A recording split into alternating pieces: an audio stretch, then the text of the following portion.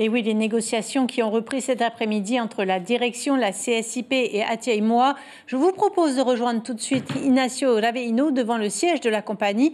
Bonsoir Ignacio, avez-vous obtenu du nouveau? Est-ce que les négociations sont terminées? Oui, bonsoir Sibel. C'est donc ici, immeuble Tuarata A, que les négociations ont eu lieu et que celles-ci se sont terminées. Donc il y a un peu plus d'une heure, il n'y a aucune avancée selon le représentant de la CSIP, Cyril Legaïc, sorti en premier.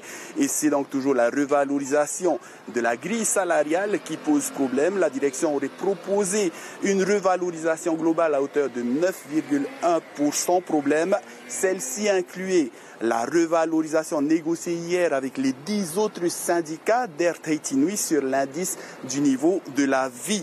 Les responsables syndicaux ont tout simplement refusé la proposition, arguant que les fameux 9,1% s'obtiennent en ajoutant toutes les revalorisations dues au personnel navigant commercial. De son côté, c'était une journée sociale importante pour Michel Monvoisin. Il y a eu un comité d'entreprise d'abord et surtout, ils ont signé avec les 10 autres syndicats donc une première augmentation de l'ICV liée à l'augmentation du coût de la vie, soit 4% pour tous les salariés. Selon le patron, avec ces augmentations, un PNC de classe 7, par exemple, verra son salaire augmenter de 13% en juillet. Ce qui est certain, Michel Monvoisin ne lâchera pas les 560 millions chiffrés et demandés par Atiaï-Moa et la CSIP. En tout cas, je cite, pas avant d'en avoir discuté avec les investisseurs dans le pays. Donc, la direction d'annoncer qu'elle en était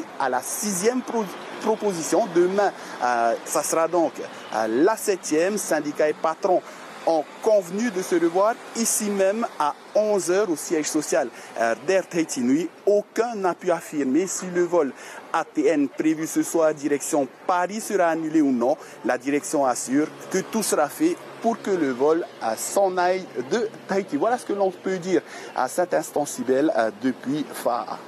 Un grand merci Ignacio Raveino. Merci également à Jérôme Lee derrière la caméra. L'information en continu sur Polynésie la première, Internet et réseaux sociaux.